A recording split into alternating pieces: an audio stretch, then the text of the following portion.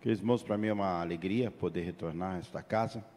Convite, nosso querido pastor Ducler. Falei para ele que um convite dele é uma ordem. Pastor Valdemar, de registro, e a todos os queridos irmãos. É uma honra muito grande estarmos juntos aqui nessa manhã. Tentando substituir aqui o pastor Israel Januário, né? Amigo nosso também, né? E meditei aí no tema que nós estaremos abordando nessa manhã, e eu tenho certeza que Deus continuará falando com a sua igreja, amém? Então, nós vamos fazer inicialmente aqui uma oração, para que Deus cumpra conforme a sua vontade, né? Temos aí uma temática importante, a partir da página de número 49, nossa temática, para quem tem o livro, nós vamos falar do capítulo 5 e 6, página 49, se você puder dar uma abertura aí na página 49, está ali. Eu vou ler apenas um versículo para início, e depois nós faremos uma oração. Gálatas 4:4, Gálatas 4:4, pois nós nos assentaremos.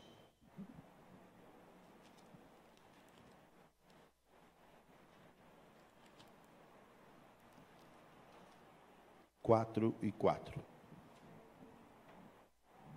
Diz assim a palavra de Deus: mas, vindo a plenitude dos tempos, Deus enviou o seu Filho, nascido de mulher, nascido sobre a lei, para remir os que estavam debaixo da lei, a fim de recebermos a adoção de filhos.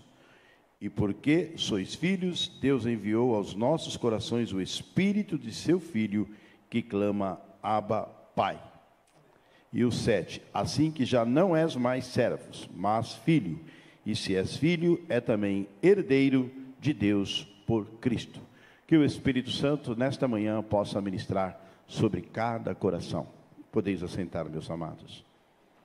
Queridos, nós fizemos aqui, não é, como nosso dever, né, um estudo dentro da temática geral, né, a temática geral, a pedra que encheu o mundo, né, e o autor aqui, nosso querido irmão e amigo, pastor Elias Crossi, ele faz uma abordagem muito importante, e nós estaremos discorrendo, a partir da página de número 49, a parte introdutória, que diz sobre perseguições que se frustraram contra a manifestação da pedra. Quem é a pedra?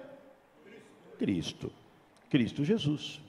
Então, nós observamos aqui no versículo que eu acabei de ler, que Deus, irmãos, Ele trabalha no tempo certo, no tempo correto. Nós é que erramos o tempo muitas vezes, né? Nos precipitamos ou deixamos de fazer aquilo que deveríamos fazer, ou não cumprimos aquilo que deveríamos cumprir no tempo exato. Mas Deus, Ele não, Ele age dentro da sua cronologia, dentro daquilo que Ele estabelece. E dentro daquilo que Ele estabelece, Ele faz cumprir. Independente de qualquer circunstância, irmãos, Deus, Ele faz cumprir a sua vontade, o seu querer, e o seu plano está estabelecido. Nós estamos vivendo hoje um tempo de Deus. Temos o privilégio de vivermos hoje, privilégio de vivermos nesse país, privilégio de termos a palavra de Deus, né, pastor Valdemar, em nossas mãos com liberdade. Pastor Ducler vai lá na associação de Bíblias e compra quantas Bíblias ele quer. E distribui para quem ele quer. Então isso, irmãos, é um privilégio que nós temos em nossa nação de liberdade religiosa, de fazermos a obra de Deus com liberdade. Isso é uma bênção de Deus. Existem países que a pessoa vai rodar dias, vai caminhar por dias, após dias, e não vai achar uma igreja para congregar. Não vai ter igreja. Não tem igreja cristã. Tem.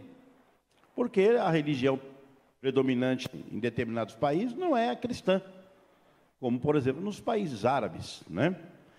E ali as pessoas não têm naturalmente a mesma liberdade que hoje nós temos. Então o brasileiro muitas vezes não sabe agradecer pelo que tem. A gente às vezes não sabe agradecer, às vezes a gente nem valoriza a Bíblia, nem tem grande amor pela Bíblia, nem tem grande interesse pela Bíblia, enquanto que outros almejavam ter uma Bíblia, mas não tem, porque nem sequer foi traduzida a Bíblia para o seu idioma.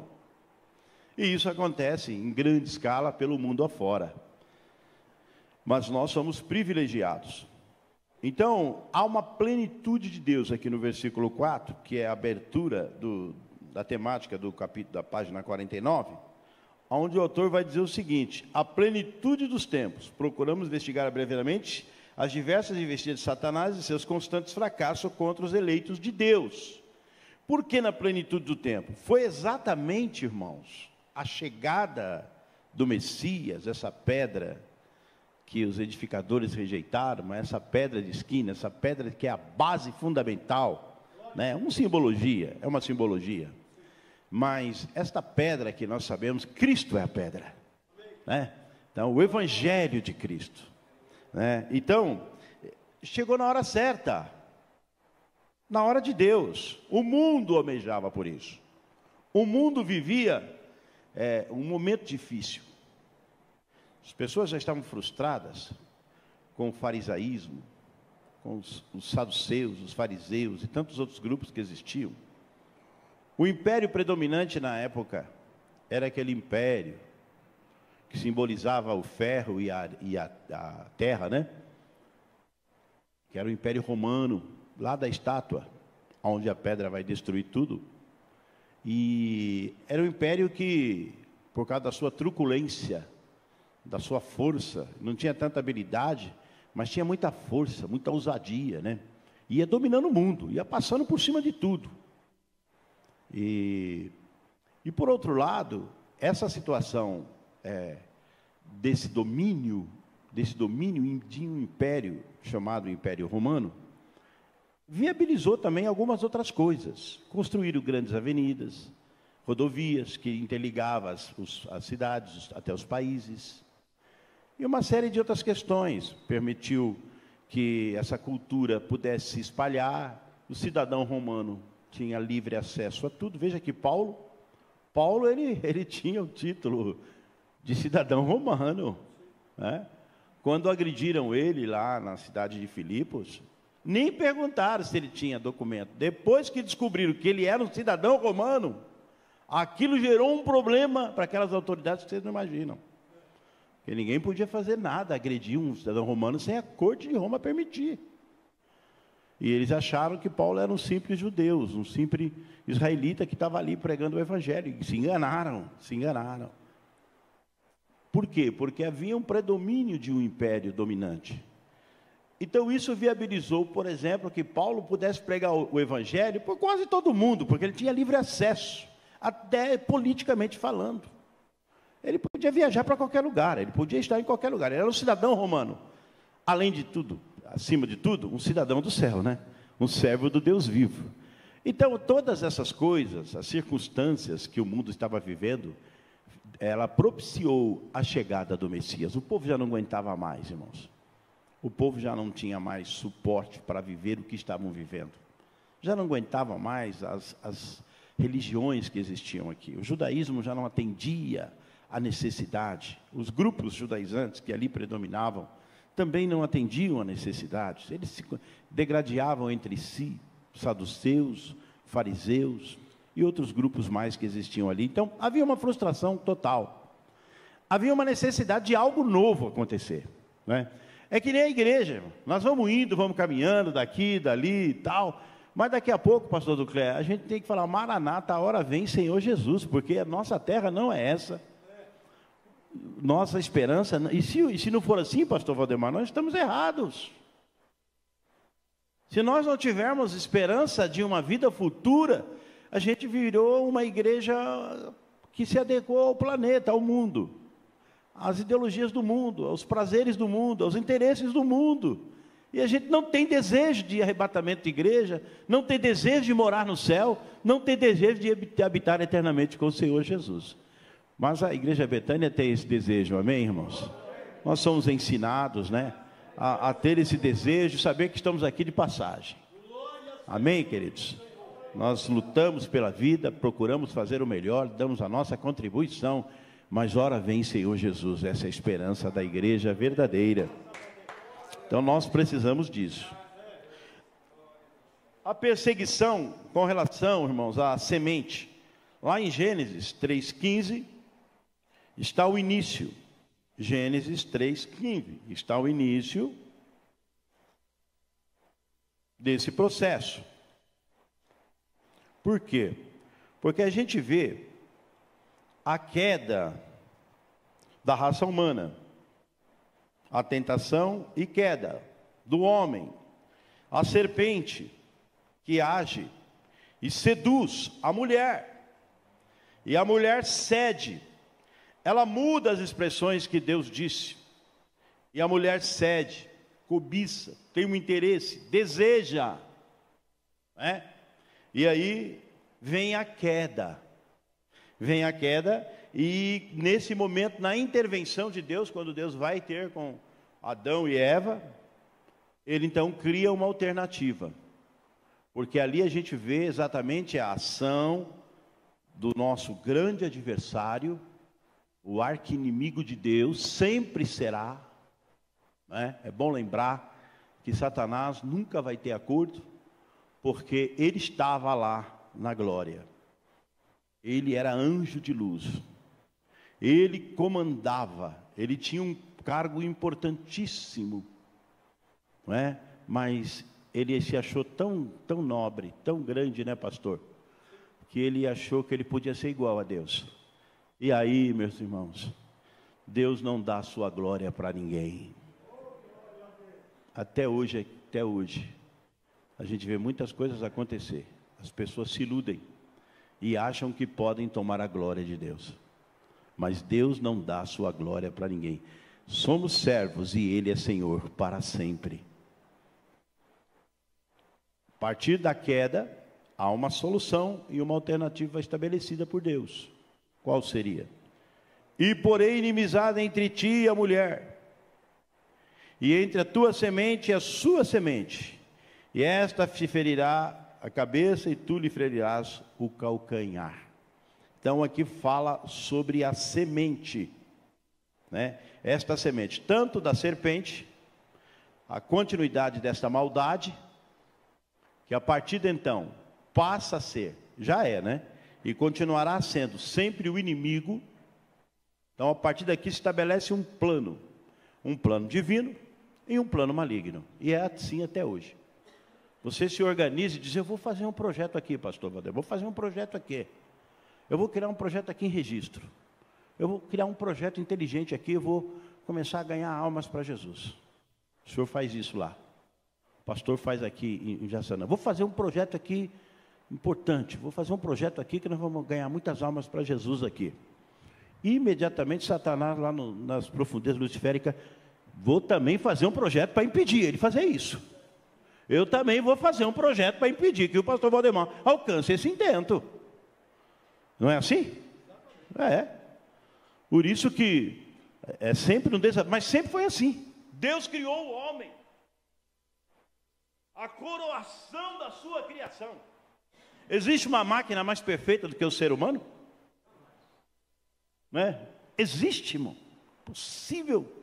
Máquina perfeita. E o poder criativo que um ser humano tem, e a inteligência, que é pouquissimamente usada. E olha o que o homem faz. Quando você entra numa aeronave que pesa não sei quantas toneladas, e aquilo sobrevoa o espaço como se fosse uma folha leve. Aí você começa a pensar: mas como é que é isso, né, pastor? Coisa simples, né?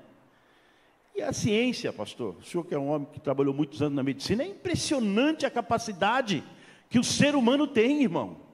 Principalmente quando ele usa a ciência para o bem, ele chega em pontos gigantescos. Os irmãos observem as doenças, como elas são resolvidas, a partir de um estudo científico feito por seres humanos, que tem a capacidade de criar algo, de conhecer o organismo humano, de saber os antídotos, os remédios, os recursos, para poder, por exemplo, combater uma enfermidade, que às vezes, sem esse medicamento, levou muitas pessoas a óbitos, mas de repente com esse...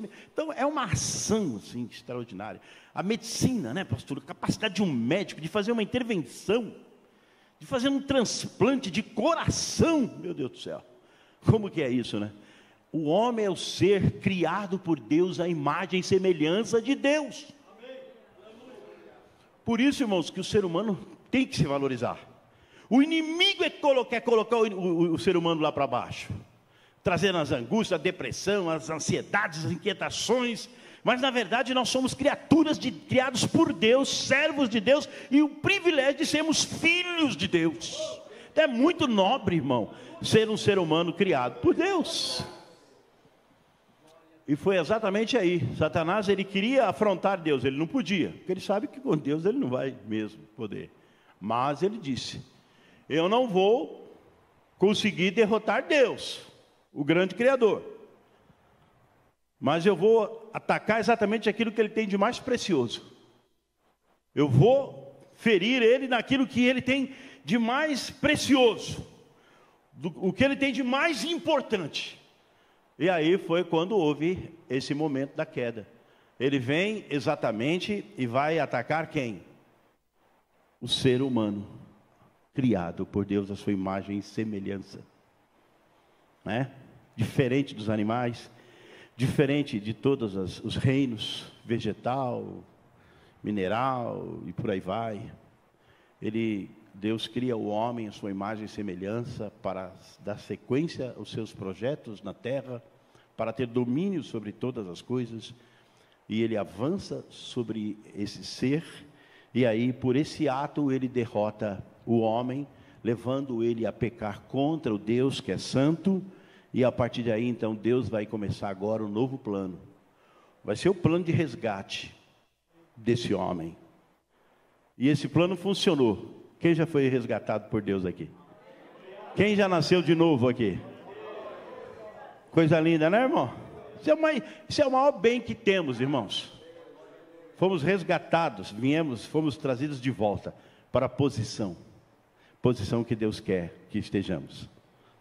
Muito bem. Então, ele diz aqui, olha, página 49, todos os opositores do reino de Deus caíram e foram esmagados ao decorrer dos tempos. Mesmo que tais opositores durassem certo tempo, o fato é que desapareceram, assim como os atuais irão desaparecer. A perseguição contra a semente.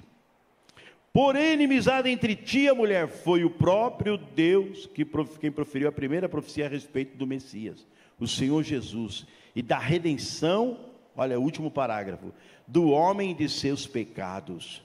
A palavra semente nesse contexto, como muitos outros textos bíblicos, refere-se à descendência do ser humano. Também há um outro sentido aqui, o uso da palavra semente é muito provavelmente um sentido figurado. Assim, como uma semente é plantada e faz crescer uma árvore que dá frutos, o marido e mulher casam-se, têm filhos, netos e assim por diante, que seriam os frutos desta semente. Então a palavra semente, ela já nos induz a esse entendimento daquilo que vem após. Então, aqui, de uma forma objetiva, essa perseguição, essa batalha contra a semente, ela se estende não só em relação à pessoa de Jesus, que vai ser um processo que dará com o nascimento, a vida e morte do Senhor Jesus, mas também um processo da descendência de Jesus. Porque entenda, se Jesus é o cabeça da igreja, a igreja é o quê? O corpo. Então, essa perseguição contra a semente, ela é mantida. Está certo? Ele continua trabalhando contra a igreja. Olha, aqui Deus afirma que haveria uma inimizade permanente entre Satanás e a mulher. E nesse caso representa o ser humano, ou seja, está afirmando claramente que Satanás é inimigo do ser humano, como o próprio significado do nome já afirma. O nome Satanás é adversário, inimigo. O inimigo anda bramando como leão, né? Ao redor, buscando a quem possa tragar. Está lá em 1 Pedro 5,8. Então, nós vivemos sempre no embate. Nós sempre vivemos no embate. A diferença, pastor Valdemar, é que nessa batalha nós somos mais do que vencedores. Mas que vivemos no embate, vivemos. Sim ou não, irmão? Sim. Tem dia que o irmão começa a sentir algumas coisas, bate umas preocupações, surge uma sensação desconfortável, uma coisa assim ruim muitas vezes. E a gente não entende o porquê. Irmãos, isso às vezes são lutas espirituais. O inimigo não gosta de você. Vou lhe dar essa notícia: o inimigo não gosta de você, mas Jesus te ama. Isso é o mais importante, pastor. O homem caído como aliado do próprio destruidor. Quer dizer, Satanás, na página 50, né? Eu vou discorrendo assim rapidamente, né? Para vir tentar cumprir os 2 capítulos que me foi dado. O homem, então, caído, ele se torna um aliado. Satanás sempre usou o homem caído como um aliado. Aliás, foi ele mesmo que agiu como um agente instigador da queda. Então, a gente observa o seguinte, irmãos, que o homem, então, uma vez caído, o pecado da raça humana, né? Então, a partir dali, todos pecaram. Esse homem caído, ele se torna um aliado de Satanás, é ou não é? Sim ou não? Lá no mundo não era muitas vezes isso que éramos? Um aliado de Satanás. E muitos serviam Satanás, às vezes sem, talvez, a total consciência, mas era isso mesmo. Era Satanás que estava lá, era Satanás que tinha domínio sobre a vida do homem, sobre a vida de reis, sobre a vida de imperadores, sobre a vida de grandes líderes, ditadores mundiais. Aliados, claro, Satanás. Quando Hitler decide matar 6 milhões de judeus, era Hitler? Ou ele estava ali como um grande aliado, na força maligna para poder fazer isso, né? A morte, impor a morte, por exemplo, aos judeus, só porque eram judeus. E tantas outras coisas, e tantas outras atrocidades que acontecem no mundo, o tamanho da maldade que existe, porque este homem, este líder, essa gestão, ela tem uma aliança muito forte com o maligno. É ele que domina. Só existe algo, irmão, que pode tirar o homem desse domínio. É quando ele é resgatado por Cristo e se torna uma nova criatura. Aí aquele homem que era um perseguidor da igreja, agora ele passa a ser um perseguido. Aquele homem que agredia, aquele homem que ofendia, ele passa a ser um homem quebrantado, humilhado, diante da presença de Deus, um vaso nas mãos de Deus.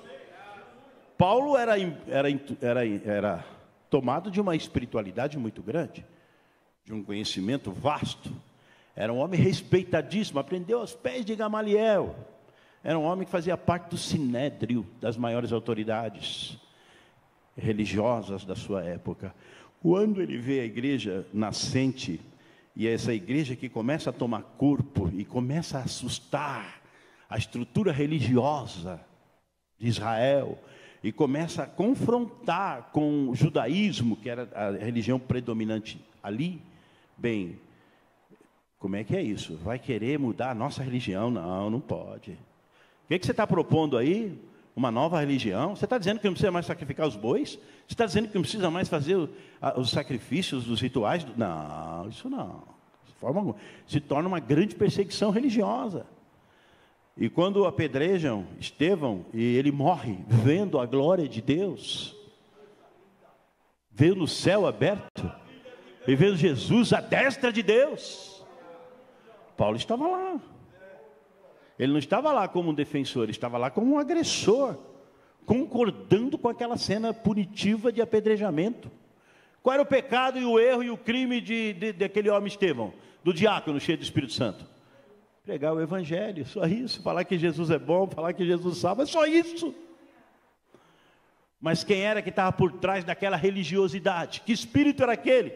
De Paulo tomar carta com as autoridades e partir em direção ao local para onde eles fugiram. Que ali houve uma ação, um vento tão forte de perseguição em Jerusalém, que o povo começou a fugir, de um lado, de outro. Mas Deus permitiu? Permitiu, irmão. Sabe por que Ele permitiu? Porque ali em Jerusalém a chama estava acesa, ali tinha uma fogueira monstruosa. Quando o vento soprou, aquelas brasas começaram a incendiar para todo lado. Por onde passava um crente ia nascer numa igreja. Então Deus trabalha até no meio da guerra. Às vezes no meio da tua guerra Deus está te dando ferramentas que você ainda não tinha. que ainda não tinha. Às vezes, no meio dessa guerra, Deus está dando musculatura espiritual que você ainda não tinha, mas agora você vai ter. Tudo contribui para o bem daqueles que servem ao Senhor. Você crê dessa forma, irmão? Creio na palavra. Paulo se depara, porque lá no céu é como se tivesse uma reunião, está lá o Pai, o Filho e o Espírito Santo, a Trindade reunida, tem lá os anjos, que também resolvem tudo rapidinho. Como é fácil resolver as coisas com os anjos, pastor. Os anjos vêm, irmão, resolve tudo rapidinho. Se fosse para os anjos pregar o evangelho para o planeta Terra, eles pregavam em 2, 3 horas. Rapidinho eles resolveriam. E se não... Anjo é assim, anjo é meio pavio curto, né? E se não aceitar, pronto. Fica surdo, fica cego, fica isso. É assim. Então Deus falou, não, deixa os homens pregar, eu acredito nas igrejas, eu vou estabelecer o meu povo para que o meu povo pregue a minha palavra e leve o meu evangelho a toda criatura até os confins da terra. Mas quando Paulo se depara com Jesus, porque naquele momento, irmão, naquela pauta, foi como se o próprio filho dissesse, pai, posso ir lá resolver essa questão? Podia ser o anjo, podia ser o próprio Deus, podia ser um vento, podia ser qualquer coisa. Mas o próprio Jesus veio, e quando Paulo se depara com ele no caminho de Damasco, ele cai por terra. E já cai amedrontado, assombrado, meio morto. E já se humilha, meu Senhor, o que é isso que está acontecendo? E o homem tão poderoso, tão forte, Deus toca na glória do corpo, que é a visão. O homem fica cego. O que vale agora? Se quiser andar, tem que andar pela mão de alguém. Se quiser se conduzir, alguém que tem que te levar. E você vai ter que aguardar uns 3 dias para ir até a casa de um crente. Esse crente vai orar para você e aí você vai ficar bom. Não é assim que aconteceu na conversão de Paulo? Pois é, irmãos. Então Deus trabalhando, Deus agindo. O inimigo trabalha, mas o Senhor Jesus disse, eu trabalho até agora, meu pai também, e eu continuo trabalhando. Olha, Deus está trabalhando aí. Deus está trabalhando. Agora, tem uma notícia, pastor Valdemar, que lá no Irã, sabe o Irã? País muçulmano, né? País cheio de religiosidade. Está tendo um dos maiores avivamentos evangélicos do mundo. Leiam para vocês verem sobre o Irã. Nasceu lá, irmão, uma das maiores igrejas. Proporcionalmente, obviamente falando. Mas o crescimento da igreja cristã evangélica dentro do Irã, pastor, é assustador. A igreja está crescendo assustadoramente lá dentro do Irã. Mas como? Não pode pregar o evangelho, não pode falar de Jesus. Mas o evangelho é o poder de Deus, irmão. Se você cochichar aqui na pessoa, aqui no ouvido dela, olha, se você crer no Senhor Jesus Cristo, será salvo tu e tua casa. Abre teu coração, recebe. Ele abriu o coração, pronto, já é mais uma vida salva para Jesus. Não precisa nem barulho, irmão. Então lá é através das mídias, através das interações que eles estão tendo lá, através dos caminhos que eles estão encontrando, está havendo um grande avivamento naquele país. O Senhor está trabalhando na terra, irmãos. Deus trabalha. Muito bem. Então eu estou falando aqui, não é, sobre o homem como um aliado. E ele se torna, irmãos, realmente um aliado. Olha aqui, ó, o homem caído como aliado do perseguidor. Influências do mundo atual contra a semente, a visão distorcida. Embora, página 51, embora usando a razão humana, as perseguições contra o povo de Deus visando impedir o nascimento do Filho de Deus, mesmo que fosse impossível tal impedimento, são oriundas do mundo espiritual, isto é, do espírito enganador, que persegue e escraviza. Eu estou lá na página 51, ó. Persegue e escraviza os homens desde a queda. A experiência obtida na queda do primeiro Adão jamais terá êxito para derrubar o segundo Adão. 1 Coríntios 15, 45 a 47. O primeiro Adão, ele caiu. Mas o segundo Adão não, ele é vencedor. Ele não caiu. Até que Satanás tentou, né? Até que ele tentou, né? Até que ele tentou. De todos os meios, subterfúgios e maneiras que ele pudesse imaginar. Usando todos os meios possíveis, porque ele sabia que se Jesus vencesse, era o único. Ninguém mais. Os profetas, por mais santos que fossem, tinham seus pecados. Os sacerdotes também. Os homens mais íntegros da Bíblia também tinham as suas falhas. Mas aí nasce Jesus Cristo. Né? Nasce Jesus Cristo. E ele veio para esse embate. Ele veio para essa luta. O primeiro Adão ele derrotou, mas o segundo Adão ele não vai derrotar. Não é? A investida de Satanás contra a semente da mulher não lograram êxitos, embora usasse durante os séculos, apenas fortaleceu a fé dos que creem. Todos os perseguidores do povo de Deus são, portanto, acometidos dessa cegueira espiritual e instigados por Satanás, como temos visto no decorrer da história. É verdade. Perseguições, olha aqui, ó, perseguições históricas contra a semente de Cristo. Quer dizer, então, desde aquele momento que parte ali de Gênesis 3,15, que pressupõe agora a chegada da semente da mulher, e também a semente da serpente, ou seja, um confronto final que se daria. Então, Satanás, ele vai tentar de toda maneira impedir esse plano. Ele vai agir das multiformas para tentar impedir esse plano. Ele tenta de muitas maneiras.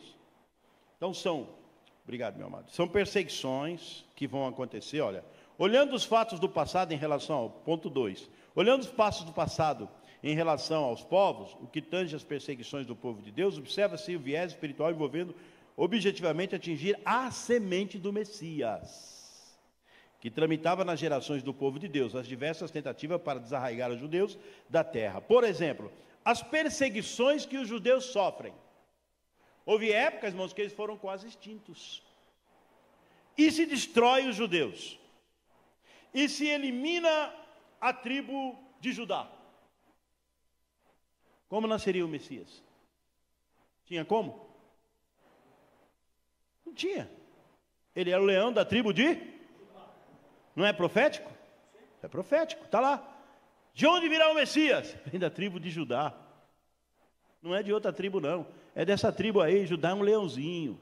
O legislador vem de Judá. Profética, está a profecia lá atrás.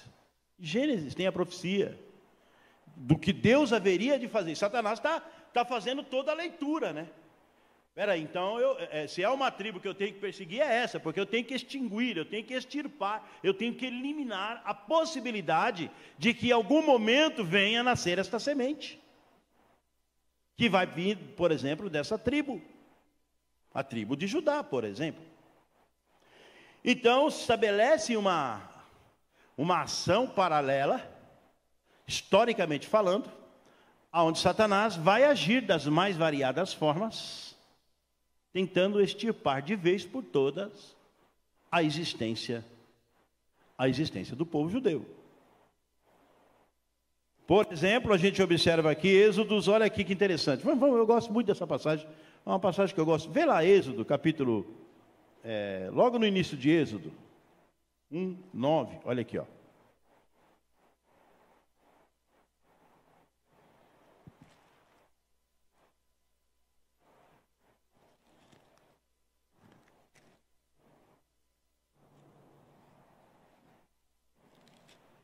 Ó, Êxodo, eu estou no ponto 2:1, perseguições tipificadas na matança das crianças no Egito, por exemplo. Olha aqui o versículo 9. O qual disse ao seu povo, eis que o povo dos filhos de Israel é muito e mais poderoso do que nós. É o rei dizendo isso aí, ó. É o faraó dizendo isso aí.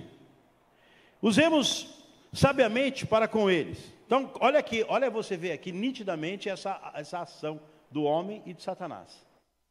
Satanás agora aqui, pastor, usando a influência do poderio, do domínio de faraó, dos dominantes egípcios, né? Então ele vai usar aqui essa força. Então o que vamos fazer agora? Qual foi a artimanha maligna aqui? Vamos lá.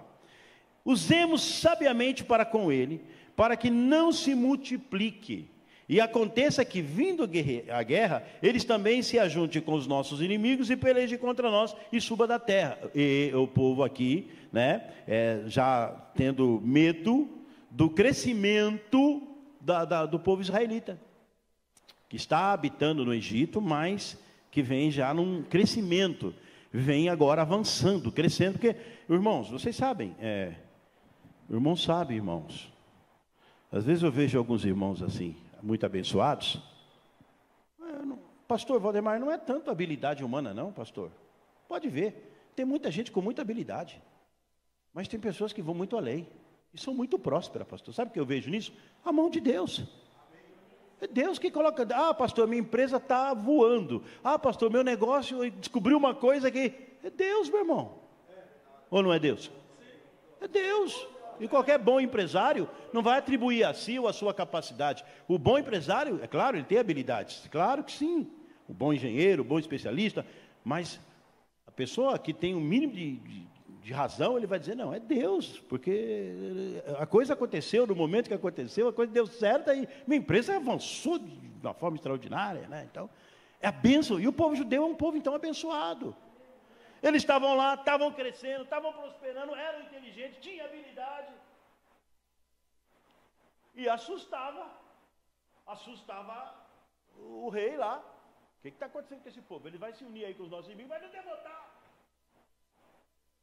Mas na verdade essa argumentação é uma argumentação que justifica uma ação espiritual, tá certo? Atrás disso tem uma ação espiritual. Não é simplesmente uma ação humana, lógica.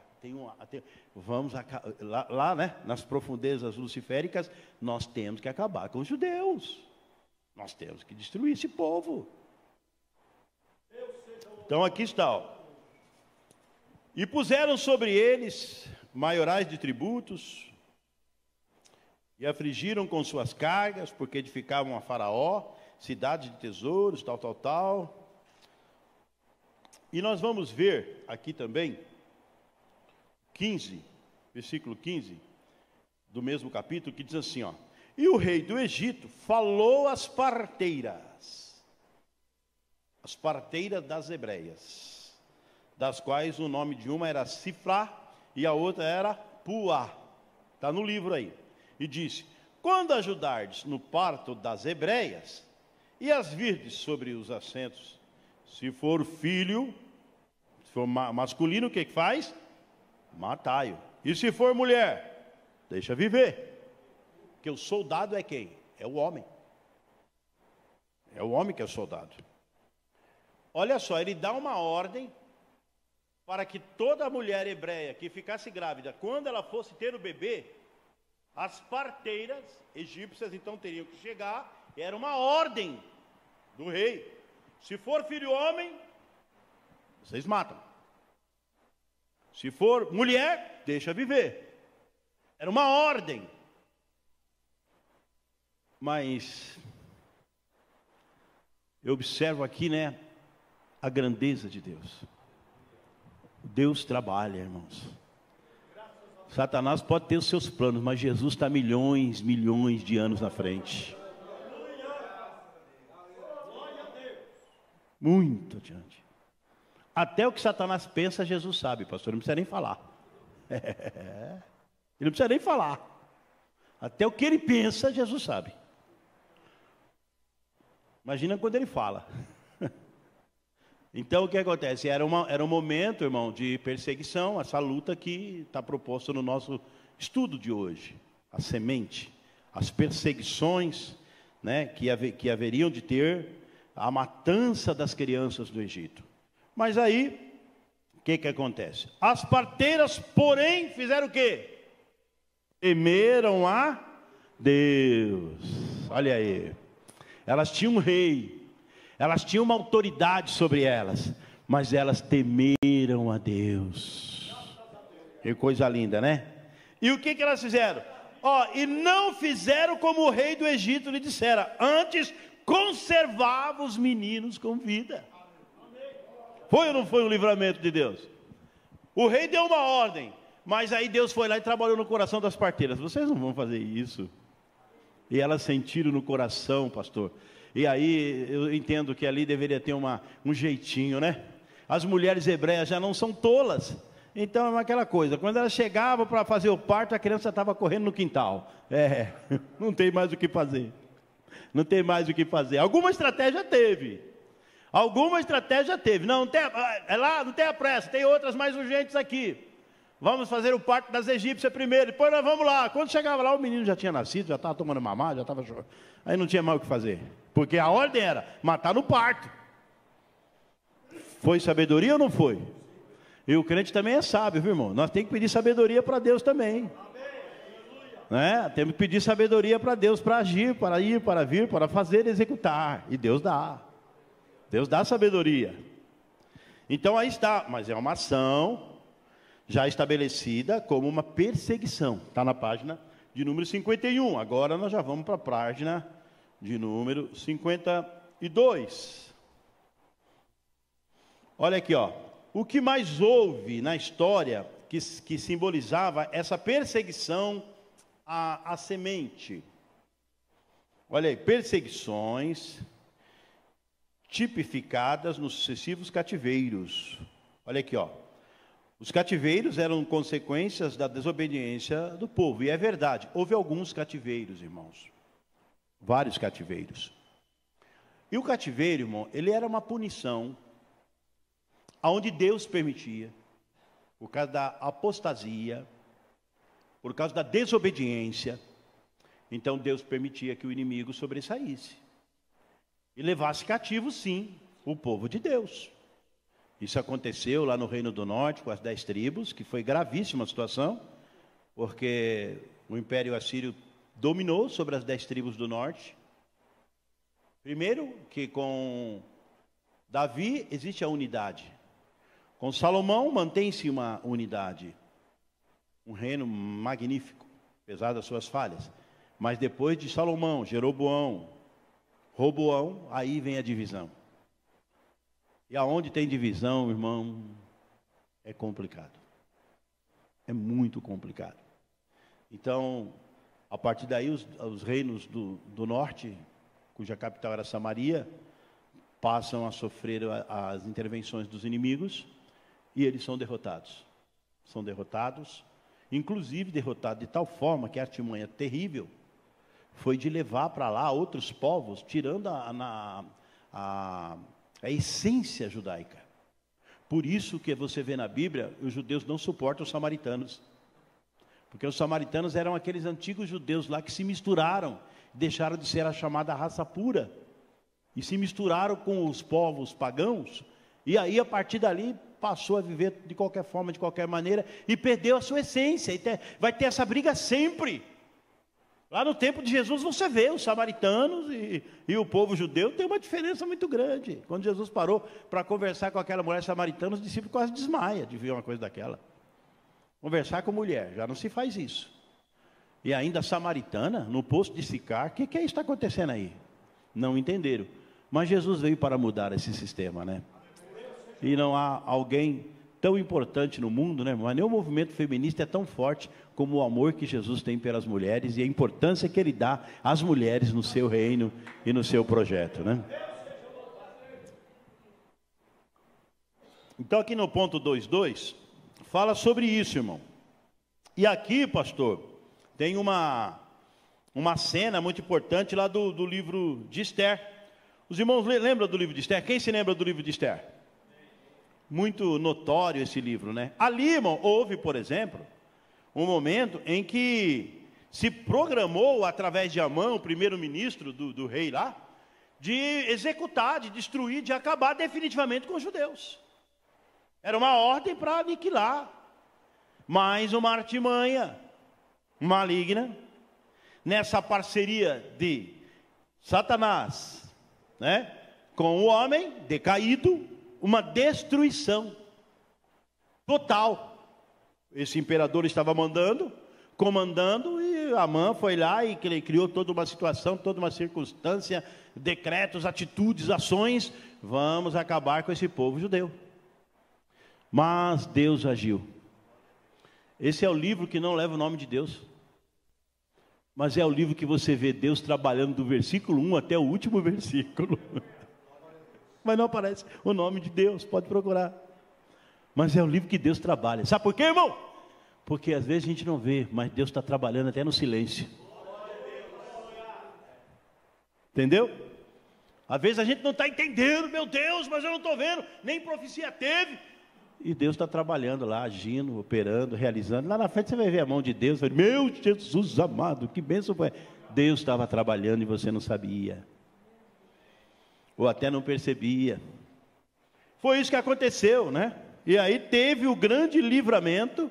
E esse próprio Amã que articulou toda aquela destruição, que articulou a derrota definitiva da nação ali, do povo, ele que pagou com a sua própria vida e seus 10 filhos. Ele que pagou, porque Deus trabalhou, Deus colocou lá uma rainha, sobrinha de Mardoqueu, que o rei se agradou dela. Era um mistério, se o rei se agradasse, não se agradasse, era um risco terrível. Mas ela foi na presença do rei e o rei se agradou dela. Ali era Deus trabalhando, irmãos.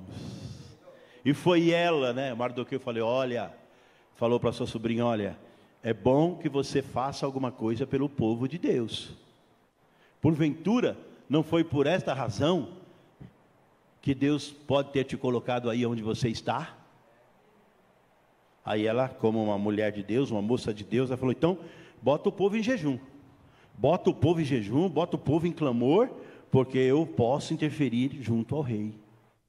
E assim o povo entrou no jejum, na oração, e ela teve a oportunidade de falar com o rei, e o coração do rei se voltou, e aquele plano diabólico de destruição foi revertido radicalmente. E Mardoqueu foi promovido. Ele que ia para a forca, o Amã que foi para a forca no lugar dele. Deus trabalha.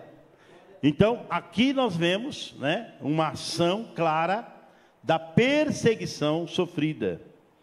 Há um relato aqui interessante, que foi o pastor Elias, ele coloca aqui, que foi um fato importante, porque, irmãos, quando você chega no livro de Malaquias, qual é o próximo livro? Mas tem um espaço aí no meio, não tem? Tem umas páginas brancas ali, não tem? Os irmãos que são estudiosos sabem disso. Ali nós temos de Malaquias até Mateus quantos anos? 400 anos, né? Não é pouco tempo não, né? Entre Malaquias e Mateus tem um espaço bíblico, um espaço histórico de 400 anos. A vida continua. A vida prossegue. O povo judeu continua lá. Muitas coisas vão acontecer. Mas nesse período teve algum escrito inspirado? Não. Por isso que todos os estudiosos entendem esse período como o período do silêncio. Os 400 anos do silêncio. Entre Malaquias até chegar no livro de Mateus. Já com Jesus. Então, mas esses 400 anos, a vida continua. O povo continua, a história não foi apagada. O povo continua existindo, muitas coisas realmente aconteceram ali. Teve impérios que predominaram durante aquele tempo. Depois, mais lá na frente, a gente vai ter o próprio Império Romano chegando. Que é quando Jesus vem, já nasce sob o Império Romano. Mas houve outros impérios que predominaram ali, por exemplo, gregos. Teve uma época, um espaço de tempo não muito grande, em que os gregos foram os dominantes do mundo. Eles mandaram, era o império que mandava no mundo. E a influência grega, ela é tão forte, porque eles tinham muita habilidade. Além de habilidade de guerra, eles tinham muita inteligência. Então, a cultura do tempo de Jesus, por exemplo, a língua predominante qual era? O grego. Era a língua grega. Mas tinha a língua dos judeus? Tinha. Claro que tinha. Mas a língua predominante? Era o grego. Era como o inglês hoje. Em qualquer parte do mundo que você chegar, você não precisa ir na Alemanha e falar o alemão. Você não precisa ir na Rússia e falar o russo.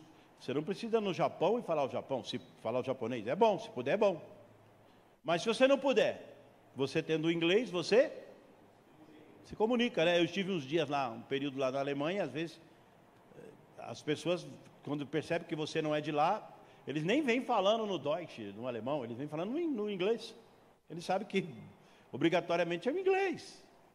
Então, naquela época do Senhor Jesus, e mesmo antes, era o império, era a língua, o grego koiné, que inclusive foi a tradução do Novo Testamento, está no grego. Certo? Está no grego. O Novo Testamento todo é traduzido para o grego. Ok? Muito bem. Aí tem um fato aqui interessante, né? Eu vou ler aqui. Foi um destaque aqui, um recorte que o pastor Elias trouxe para o livro, para a gente ser fiel aqui ao que foi proposto, porque me propuseram falar sobre os 2 capítulos, e é o que eu estou fazendo. Então, aqui está. William Smith. Aqui ele fala sobre, não demorou que se tornasse... Quem é? Vou ler aqui do ponto 2.3.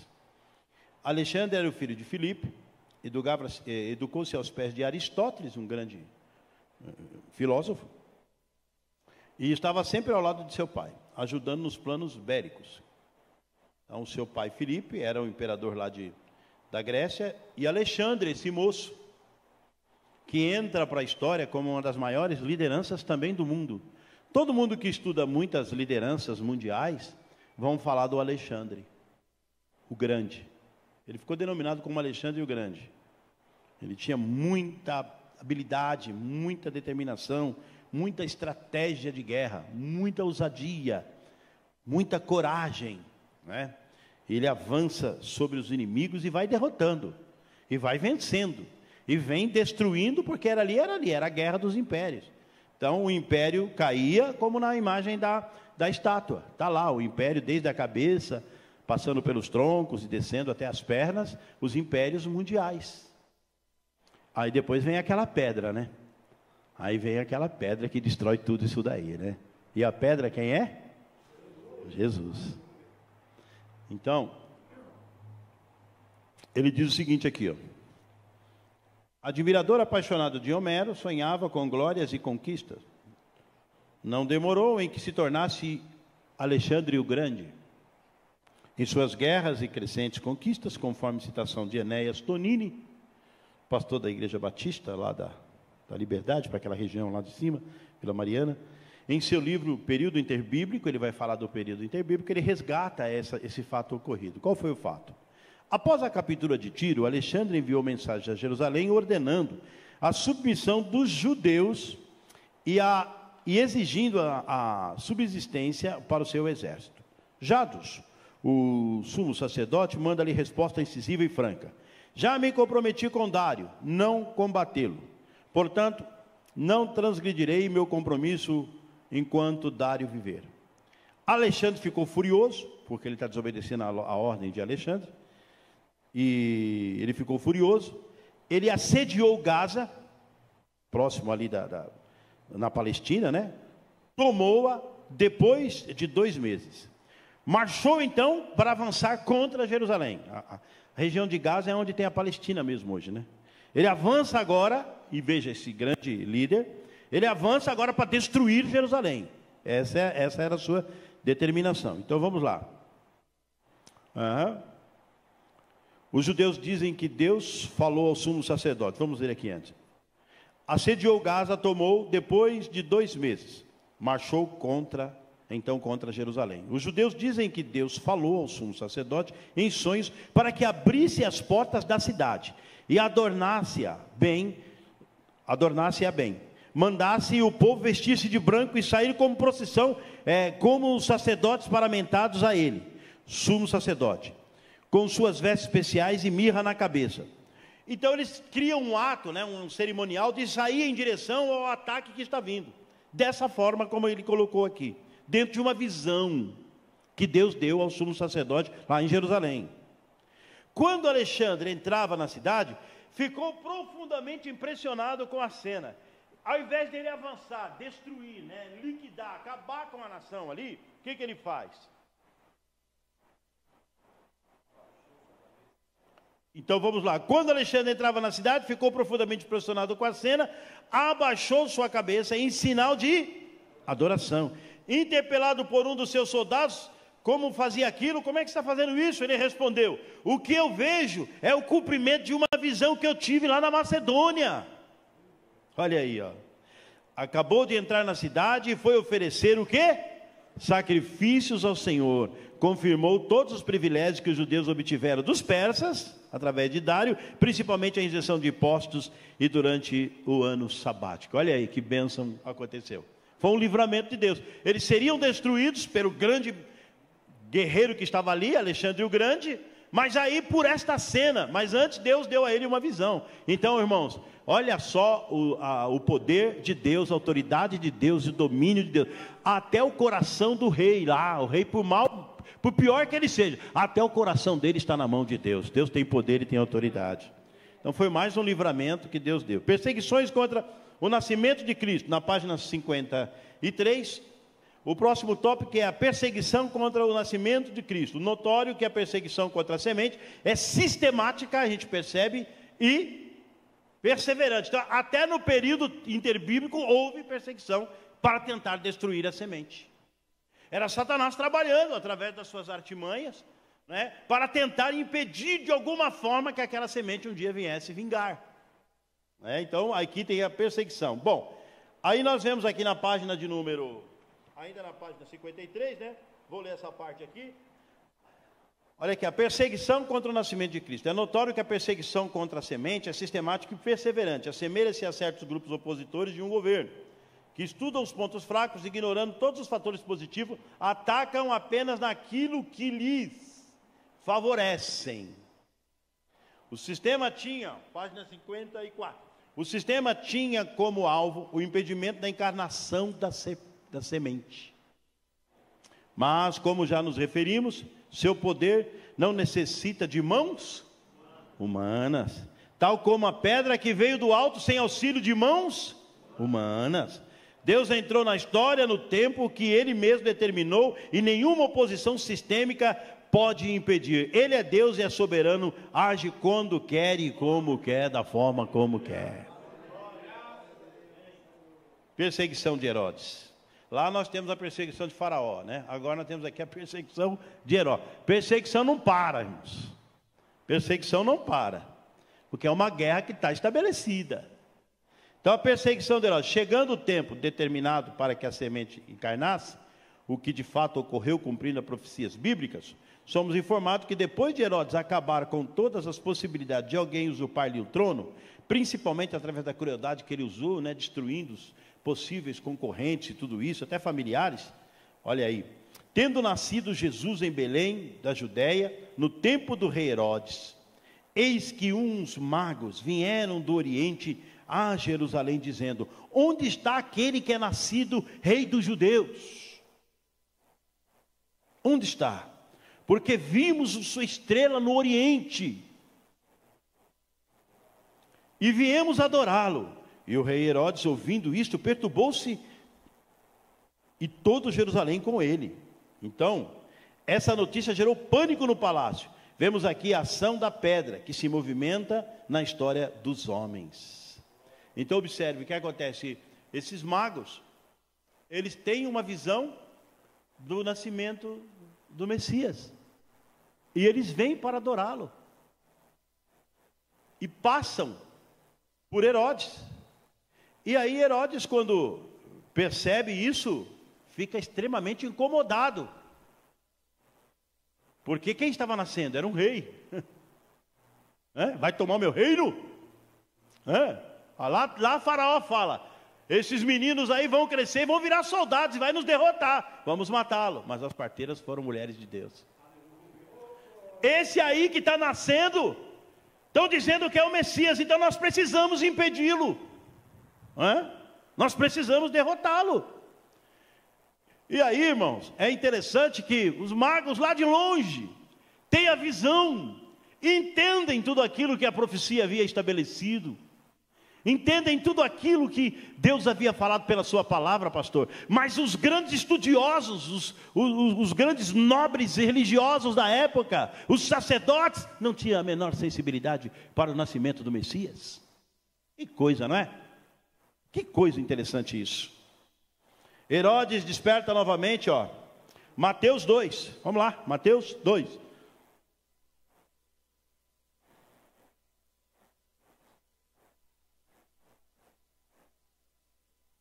Primeiro livro da Bíblia, do Novo Testamento,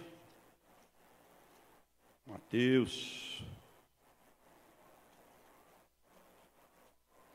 E tendo nascido Jesus em Belém de Judéia, No tempo do Herodes, eis que os magos vieram do Oriente a Jerusalém. Os magos vieram do Oriente, de bem longe, para Jerusalém, dizendo: aonde está aquele que é nascido rei dos judeus, irmãos? Percebe como isso incomoda? Rei dos judeus, porque vimos a sua estrela no Oriente e nós viemos para adorá-lo. Nós queremos saber aonde está ele. E o rei Herodes, ouvindo isto, perturbou-se, e toda Jerusalém com ele. Era uma preocupação meramente humana, irmão? Podia ser.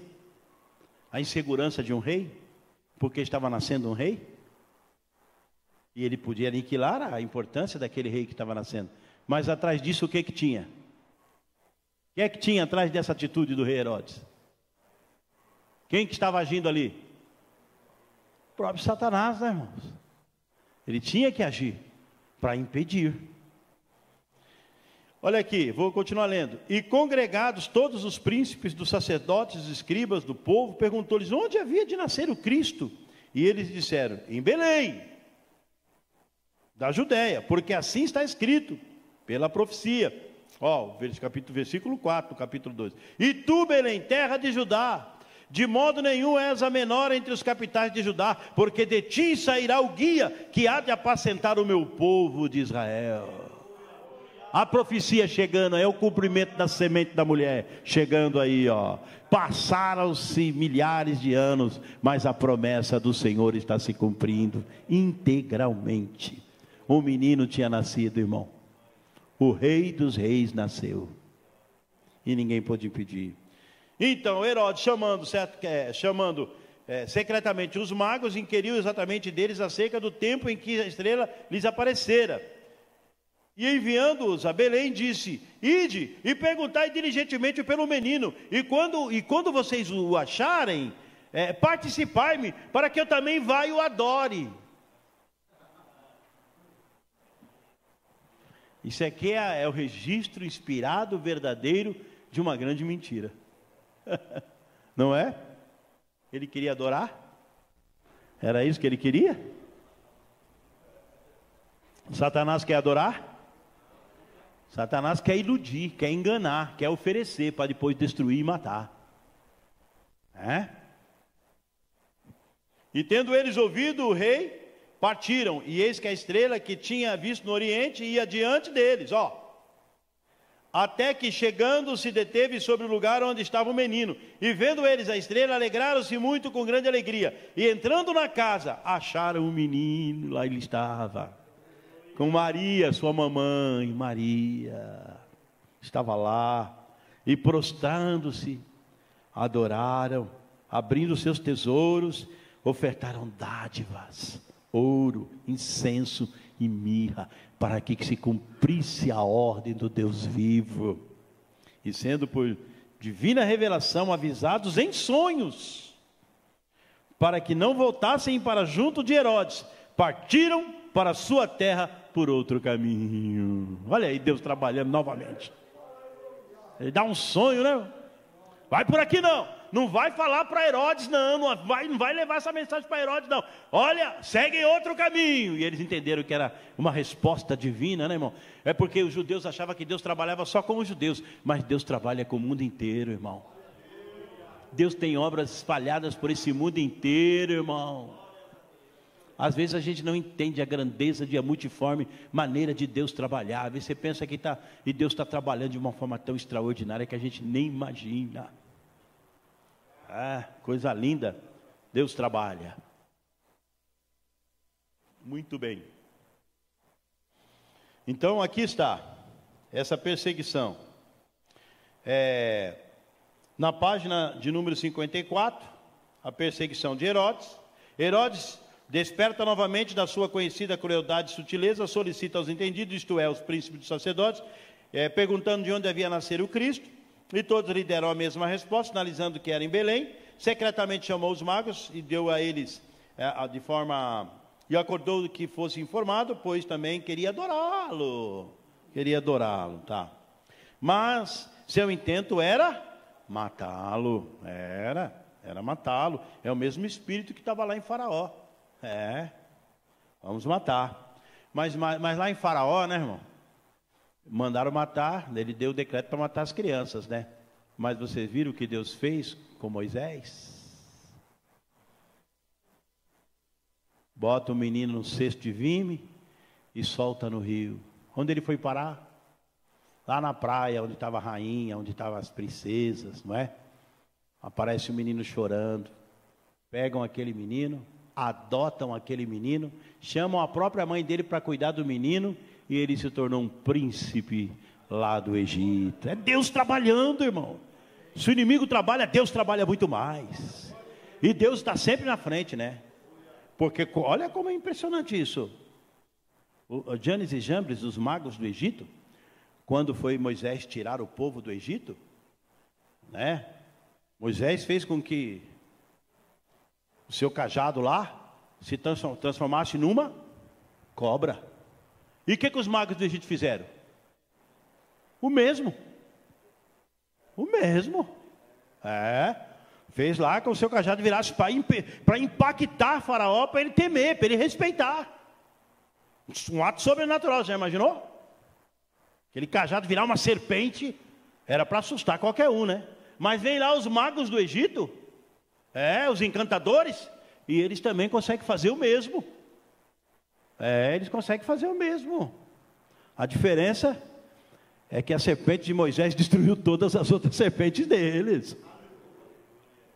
Mas isso, pastor, isso aí serve de discernimento para a igreja. Quantos encantamentos e mentiras não estão existindo por aí, irmão? Olha as habilidades de Satanás. A gente tem que ter muito discernimento, viu, irmão? A gente tem que ser crente, mas tem que ter juízo, viu? Saber o que a gente faz, saber o que a gente ouve, saber o que a gente recebe, saber de onde vem, ter discernimento. Uma das coisas que desde que eu aceitei a Cristo, eu busco em Deus, é discernimento, irmão. Porque tem muita gente sendo enganada, iludida, seduzida pela mentira, pensando que é verdade. Amém? Então nós precisamos não entrar em muitos movimentos que existem por aí, não. A habilidade de Satanás é mentir, é enganar, é seduzir, iludir. Devemos tomar cuidado com isso. Principalmente com os modernismos, pastor. Parece que cada modernismo aí, cada coisa estratégica, nova, diferente, a pessoa até se empolga, até se emociona e quer aquilo, e depois às vezes não dá em nada. Teve época aí que apareceu os movimentos no Brasil aqui, irmão, que vários bons pastores perderam as suas igrejas. Receberam como novidade alguns movimentos, G12, G não sei o quê, um movimento novo, uma estratégia nova, uma metodologia nova, um jeito novo, tudo que você aprendeu até hoje, esquece, agora é uma nova metodologia, um novo projeto, vem para cá que você vai entender. E pastores amigos foram nesse embalo. Sabe o que aconteceu? Hoje nem igreja eles têm mais.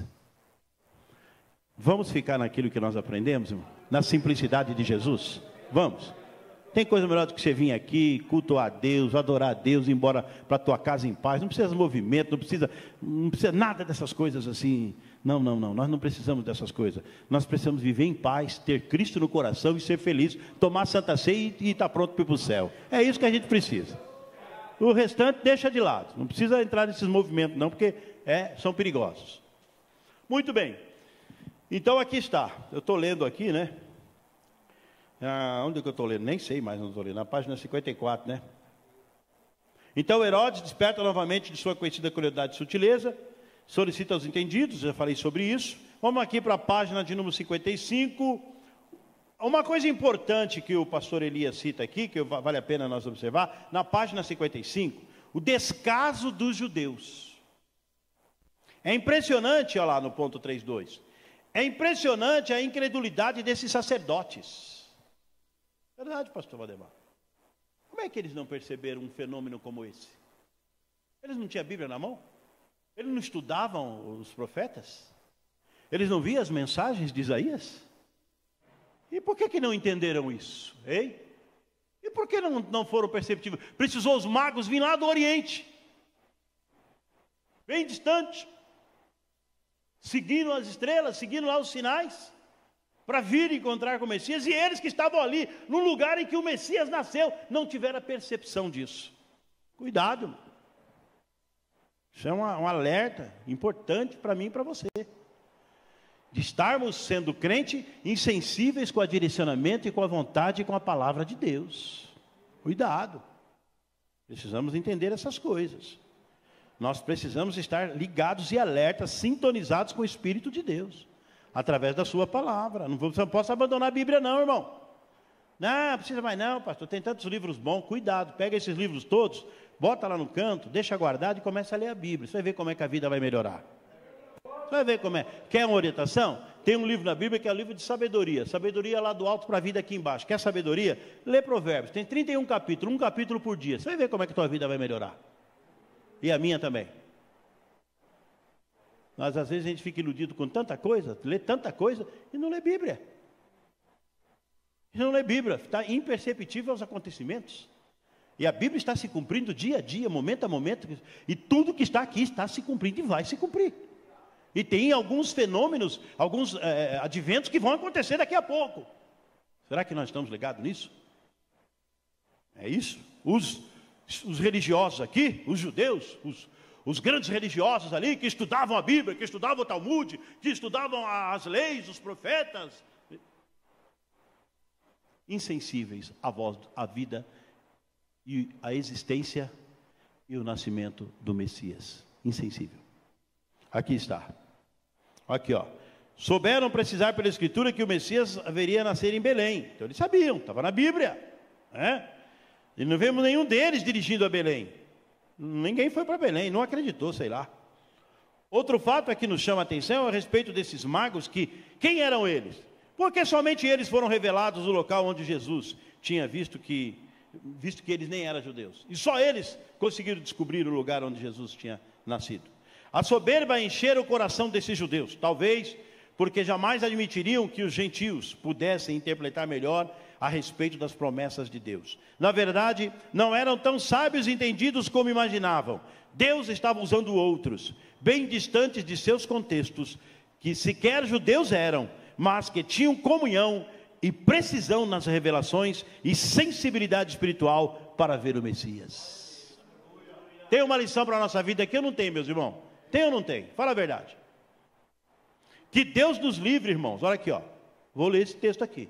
Eu achei muito importante esse conteúdo aqui do pastor Elias. Que Deus nos livre dessa cegueira histórica. Olha aqui, ó. E que tenhamos a visão necessária para interpretar os tempos e glorificar a Deus com nossas atitudes. Isso ainda é possível nos tempos atuais, pois muitos estão embriagados com questões denominacional e outros interesses mais, tantos outros, né?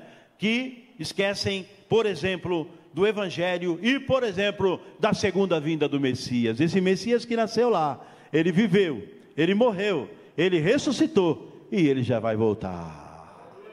E ele voltará. Olhai, pois vós, não aconteça que vossos corações se carreguem de glutonarias. Olha aí, ó. De embriaguez e dos cuidados desta vida, dos interesses desta vida. E veio sobre vós de improviso aquele dia, porque virá como um laço sobre todos os que habitam na face da terra.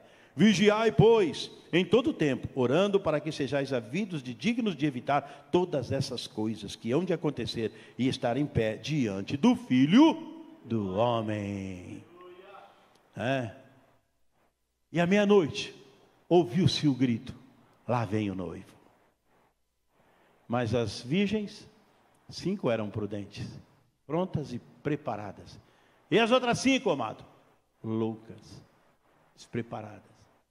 Não tinham azeite na lamparina. Quiseram buscar das prudentes: me arruma aí um pouco de azeite, me ajuda aí que o noivo está chegando. Não, eu não posso. Se eu der para você, eu fico sem. Você quer azeite? Vai comprar. Vai aos que vendem. Isso ensina o quê? A salvação é de graça, mas o azeite tem que comprar. O que é o azeite? É a unção do Espírito Santo, é a tua renúncia, é a tua vida de santidade, é você dizer não para o pecado que quer te destruir, que quer me destruir, é eu dizer não para o mal, é dizer não para o pecado, é dizer não para o erro, para estar com Cristo e ter o azeite na minha vida. É isso. 5 delas eram loucas, eram noivas, se vestiam como noivas, eram belas como noivas, estavam igual, eram noivas, mas não estavam preparadas. né? Então a gente precisa pensar nisso. Não precisa, pastor Valdemar? Precisamos pensar nisso. A gente está pensando nisso, irmão?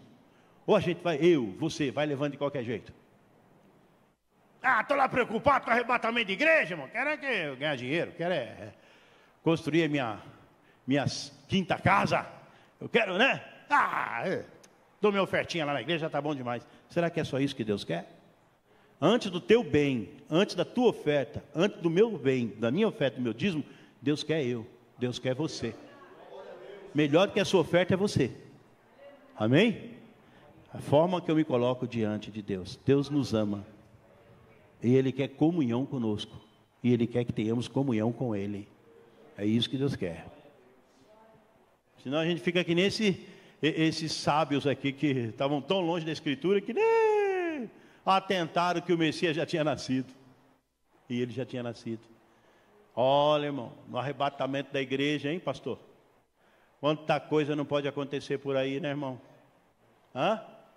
Quanta coisa não pode acontecer por aí, hein? Pessoas tão desligadas, tão distantes, tão afastadas. Desculpe eu dizer, mas tem igreja que nem fala mais sobre isso. Porque provavelmente não acredita mais nisso. Não está na pauta, não está na teologia deles. A teologia deles é pura prosperidade. É pura riqueza nesse reino aqui, ó, dessa terra. Você só é abençoado lá se você tiver muita coisa. Se você for pobre, sai de lá, porque você não está bem, não. Você não está bem, não. O que está acontecendo com você? Não é assim, irmão? Essa terrível teologia da prosperidade que entrou destruiu os valores das igrejas. As pessoas inverteram os valores. Deus é um Deus de prosperidade, sim. Deus tem abençoado a minha vida, tem abençoado a sua vida, eu tenho certeza disso. Mas eu não preciso viver essa teologia. Eu preciso viver a teologia de adoração a Deus, de santidade, de salvação. E a prosperidade é uma consequência. Deus supre as necessidades e acrescenta aquilo que a gente necessita. Amém? Eu fiz questão de dar uma paradinha nisso aqui, pastor Valdemar, que eu entendo que é importante para uma reflexão hoje. Para uma reflexão de quem nos ouve. A pessoa tem 1001 planos. E como é que está o plano de Deus na sua vida? Fiz um monte de planejamento. Aonde ficou o plano de Deus aí? Teve espaço para Deus? Teve lugar para Deus ou não? Ou ele ficou em último plano? Quem quer ser meu discípulo? Quem quer me seguir? Negue-se a si mesmo. Tome a sua cruz e siga-me. Se não deixar pai, mãe, irmão, irmã, tudo por amor de mim, não é digno de mim. Jesus não quer o nosso resto, irmão. Jesus não quer o nosso restinho. Quando der eu faço, quando der eu faço. É isso que Jesus merece, irmão? Ele não dá o melhor para mim e para você? Ele não nos dá o melhor? Nós temos que nos esforçar para começarmos a oferecer de volta para Deus o melhor, porque Ele merece. E caminhando da forma que nós estamos caminhando, com as circunstâncias que aí estão, com o mundo em que nós estamos vivendo, Maranata, ora vem Senhor Jesus. Precisamos atentar para esta grande verdade. Muito bem. Nós estamos aqui na página de número 55. Que Deus nos livre então dessa cegueira. A fuga de José. Quem é José? José é o pai de Jesus, homem íntegro. No primeiro momento ele teve dificuldade de entender aquele processo. Quem é que não teria? Como que Maria fica grávida? Literalmente grávida. Mas era obra do Espírito Santo de Deus. Não tinha participação humana, né? Não foi pela mulher que o pecado entrou ao mundo? Foi ou não foi, irmãs? Quem é que foi lá e comeu do fruto? Foi a? E depois quando Adão chegou, o que ela fez? E ele foi junto. Mas você tem certeza, quando Deus chegou, foi a mulher que o Senhor me deu, foi ela, né?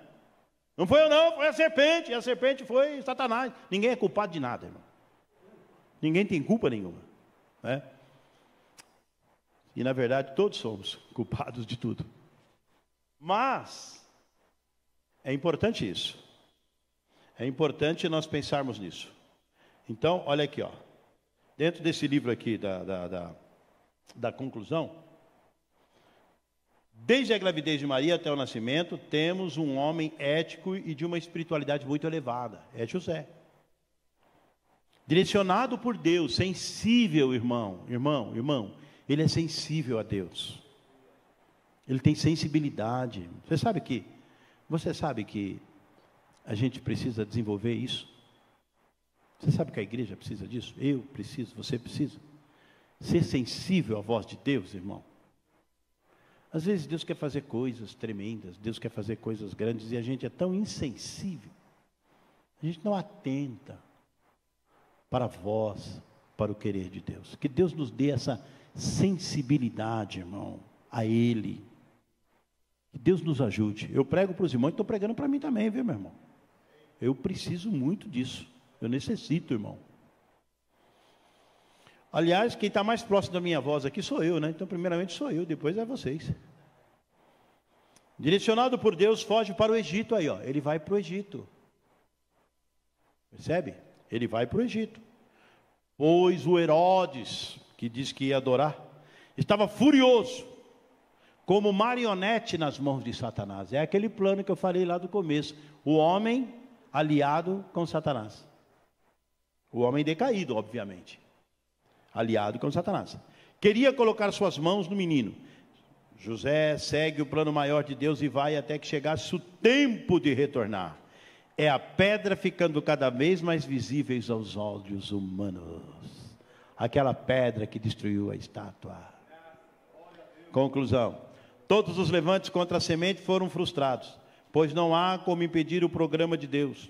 Todas as coisas estão delineadas por Ele. Embora temporariamente a humanidade se embriaga com as suas teorias e supostos poderes, fica patente que a queda gerou ao homem uma cegueira crônica e que o inimigo usa essa cegueira para perseguir o povo de Deus. Entretanto, como vimos historicamente, não existe poder que possa impedir as ações de Deus.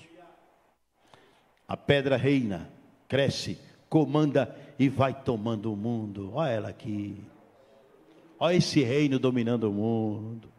Olha esse reino se alastrando pelo Irã, se alastrando por tantos outros países, pela China, que tem uma igreja gigantesca, e tantos outros países da África, que milhares e milhares estão se convertendo a Cristo. É a pedra, é o reino, predominando, tomando forma e dominando, impondo o seu reino eterno.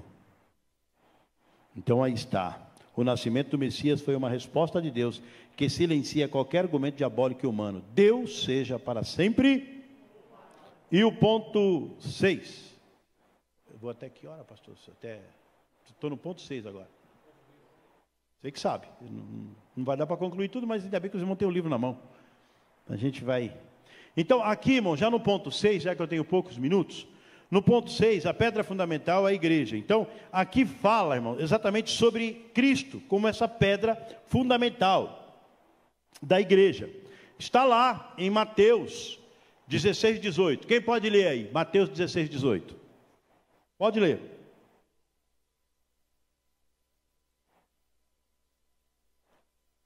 Eu fiz um resumão aqui, mas nem acompanhei. Vamos ver que página nós estamos. 57.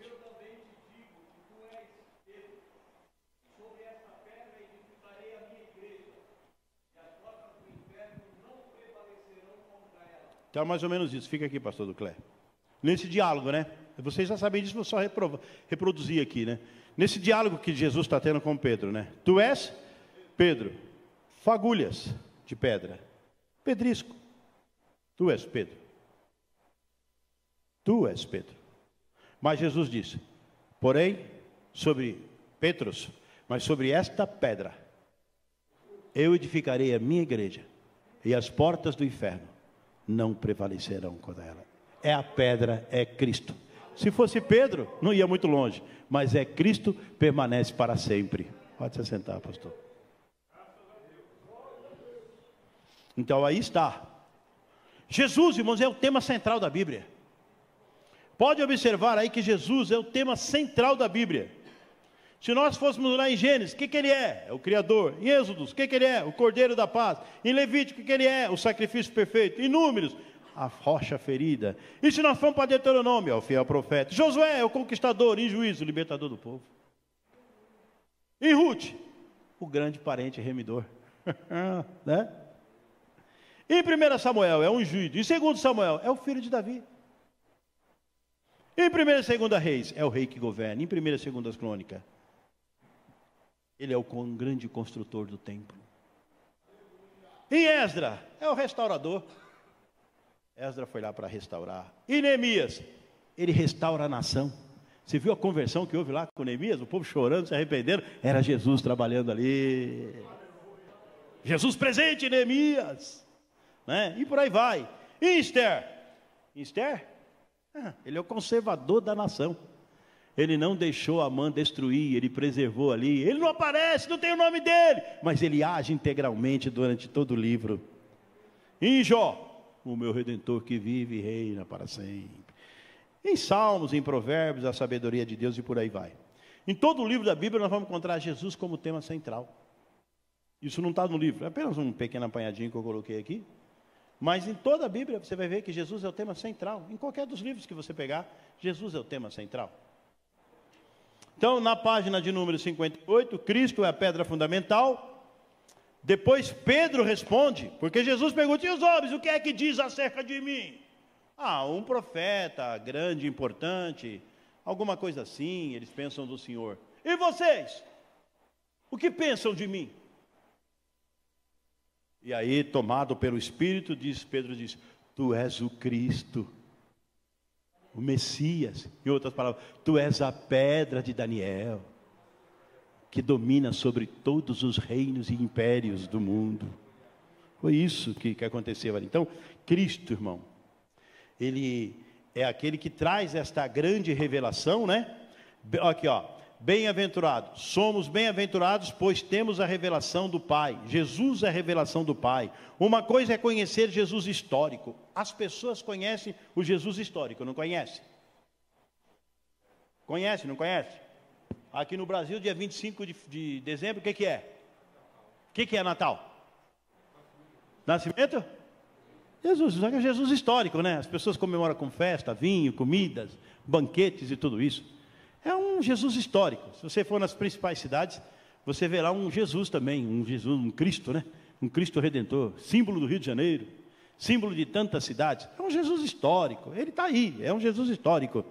Mas nós não temos um Jesus histórico, nós temos um Jesus vivo, um Jesus verdadeiro, um Jesus que domina, um Jesus que reina sobre a minha vida, que reina sobre a sua vida, um Jesus que nos dirige, que nos guia, que nos conduz e que nos levará para a eternidade com Ele.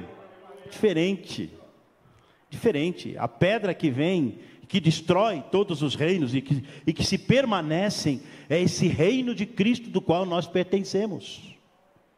Nós pertencemos a este reino, que é inigualável, que não há o que se comparar. Cristo foi a pessoa mais extraordinária que já passou pela terra. Os grandes historiadores, os grandes pensadores, os grandes líderes, irmão, do mundo, do planeta, os grandes cientistas, as grandes autoridades, todas elas têm uma existência importante, mas daqui a pouco se torna irrelevante. Mas Jesus continua atuante. O seu princípio, a sua instrução, é ou não é? A sua orientação, a sua doutrina, a sua cultura, os seus princípios, eles são estabelecidos como regra de vida. Se o ser humano quiser se dar bem nessa vida, ele precisa seguir os princípios que Cristo ensinou. Pega lá o Sermão do Monte. Não quero ler a Bíblia não, então pega o Sermão do Monte e segue o Sermão do Monte. Pronto, você já vai ser um crente. Você já vai ser um crente. Ele já vai te ensinar tudo que você precisa. Vai ou não vai? É só estudar lá, você vai ver. As bem-aventuranças, os valores, como lidar com o próximo, como lidar com o inimigo, como lidar com a dificuldade, como ter uma vida edificada sobre uma rocha, como permanecer para sempre, como herdar a vida eterna. Então é isso, irmão, o princípio do cristianismo. Ele foi implantado através de Jesus há 2000 anos atrás. Se Jesus vai estar lá no ano 29, 30, a sua morte, nós já estamos chegando aí no ano, hoje já está no 23, daqui a pouco já vai completar 2000 anos, né? Exatamente 2000 anos desse fato ocorrido, né? Mas os princípios do Senhor Jesus continuam regendo as nossas vidas. Os princípios legais, pastor, Valdemar, os princípios legais, as bases jurídicas, que dão bases para a questão judiciária no mundo, partem dos princípios bíblicos. Os valores, os equilíbrios, a justiça, ela se baseia por isso. Os maiores estudiosos, os maiores juristas, eles se recorrem à Bíblia. Pode observar. Os que mais se aproximam da Bíblia, os próprios códigos judiciais, que vêm lá ainda do Império Romano, têm princípios e valores bíblicos. Quem é isso? É os princípios de Cristo, o Cristo que subsiste em todos os tempos, o Cristo que tem do céu a orientação para a sua melhor qualidade de vida aqui na terra. Essa pedra, irmão, é uma pedra, ele vem e permanece para sempre. E os seus princípios não podem ser mudados. Os seus princípios são mantidos, ele é inigualável pelo seu impacto. Olha aqui, Jesus de Nazaré é incomparável como influência sobre a vida das mulheres, por exemplo, né? Ninguém fez tanto pelas mulheres como o próprio Senhor Jesus. Aqui o livro vai trazer aqui nas páginas 62, vai falar sobre os princípios da lei inglesa, americana, que se considera como modelo para todo mundo. Elas devem sua existência basicamente a esses homens que eles citam aqui na página 62, e tudo eles fizeram. Olha, esses homens aqui, William Gladstone, John Locke, Wilberforce e tantos outros aqui, John Adams e outros mais, todos foram seguidores devotos de Cristo. Esses homens partem os conjuntos, as bases judiciais, as bases que coordenam o equilíbrio da vida humana, as orientações legais, a justiça, e todas elas partem de um princípio fundamentado sempre na fé cristã. Os Estados Unidos, desde a sua origem, lá atrás principalmente, foi um país considerado cristão, um país considerado cristão, baseado ali na sua... Eles recebem a influência inglesa. Eles são colonizados pelos ingleses, que vão também com a Bíblia para implantar um princípio. Eles queriam implantar um reino novo que imperasse a justiça e a verdade. Então tem muito disso na própria cultura. Não, hoje nem tanto, o mundo já tomou outras diretrizes, mas a base fundamental foi essa. Ele é inigualável em sua vida pessoal. Tem algum exemplo maior que Cristo? Não. Em todos os aspectos da sua existência, ele é um exemplo. Títulos inigualáveis atribuídos a Jesus. Vamos lá. Página de número 64. Vamos ler junto? Primeiro. Segundo. Terceiro. Quarto. Quinto. Sexto. Sétimo. 8. 9. 10, 11, 12, 13, 14, 15, 16, 17, 18, 19, 20, 21, 22, 23, 24, 25 e 26, todos títulos atribuídos ao Senhor Jesus. Quem tem títulos como esse, irmão? O princípio, o alfa e o ômega, o princípio e o fim. Antes que o mundo existisse, ele já era.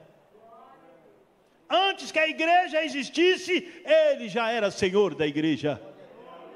Antes de todas as coisas, durante e depois, ele é o Cristo eterno para sempre. Vale a pena servir ao Senhor, né, meu irmão? Privilégio que temos de servir ao Senhor Jesus. E aí, para concluir, declarações da sua pré-existência, antes que houvesse mundo, ele já existia. Antes que ele começou a ter uma discussão lá com os judeus lá sobre a sua verdade, e ele diz: em verdade vos digo, antes que Abraão existisse, eu sou. O que foi que Deus falou para Moisés lá no capítulo 3 de Êxodo? Eu sou? Mas quem é o Senhor? Como eu devo falar? Eu sou o que sou, só diz isso. E pronto. Jesus, eu sou, ou seja, Ele é o Pai, Ele está lá com o Pai na eternidade, Ele é o Senhor absoluto de todas as coisas, Ele é o Deus dos milagres, é o Deus das maravilhas. Irmão, a igreja pode experimentar coisas tremendas e gloriosas com o Senhor Jesus, amém? Porque Ele é o Senhor absoluto. Olha aqui, na página de número, Ele diz: sou o Alfa e o Ômega. Revelou-se como aquele que desceu do céu, revelou-se como o pão vivo que desceu do céu. Muito bem, Cristo, conclusão, é o fundamento de nossa existência, nossa base fundamental de vida, nosso resgatador. Nosso vocabulário é muito pobre para expressar a grandeza de nosso Senhor Jesus Cristo. Pedra fundamental da igreja, o equilíbrio do mundo. Sua grandeza é perceptível na referência temporal, pois tudo o que ocorre tem como base antes ou depois de Cristo. Ele é o centro da história, da igreja, da vida e até do céu. Existe o céu porque existe Cristo. A pedra que enche o mundo, nossa vida. O céu, olha, enche o mundo, enche a nossa vida, o céu e a eternidade. Para sempre seja louvado o nosso Cristo. Amém? Meus amados e queridos irmãos, que Deus possa vos abençoar. Espero ter dado uma contribuição razoável. Não era eu o preletor do dia, era o outro pastor, grande pastor, amigão meu, mas me propus a estar aqui e dar a minha singela contribuição para este estudo tão importante, tão edificante. E eu sou o primeiro a sair abençoado daqui, irmão. Porque antes de transmitir a vocês, tive que transmitir a mim, né? Então, eu sou o primeiro a ser abençoado. Obrigado, pastor Duclé, pastor Valdemar, pelo convite, pela oportunidade. Vamos fazer uma oração? E já estarei passando a palavra ao pastor Duclé. Estou dentro do horário que me foi estabelecido. Eu sou muito criterioso com o horário. Dificilmente eu passo alguns minutos. Eu prefiro manter, pastor. Eu prefiro manter sempre. Isso é ordem e decência. Eu sei que a igreja Betânia, ela tem essa característica de ser bastante organizada. Isso é muito importante. Deus falou contigo nessa manhã? Quem quer melhorar aqui na presença de Jesus? Quem quer ter mais comunhão com esse Cristo vivo que reina? Vamos fazer uma oração. Pai querido, Pai eterno, bondoso e fiel, quero te agradecer pela oportunidade de estar aqui na sua casa nessa manhã, transmitindo a sua palavra, falando da sua grandeza, do seu poder e da sua autoridade. Continue abençoando esta igreja de uma forma muito especial, abençoando a cada um dos pastores, cada um dos líderes, Senhor, e trazendo durante esses dias de estudo, grandes e importantes ensinamentos, que irão impactar a vida dos teus filhos, as nossas vidas. Nos ajude a melhorar os nossos caminhos, a melhorar os nossos comportamentos, a melhorar o nosso comprometimento com o teu reino. Nos ajude a entender essa profundidade, essa riqueza, Pai, gloriosa que é te servir. Por isso eu quero te agradecer por tudo e por todos que estão ao alcance da nossa voz. Que o Senhor abençoe as vidas, as famílias, que o Senhor abençoe a todos de uma forma especial, em nome de Jesus.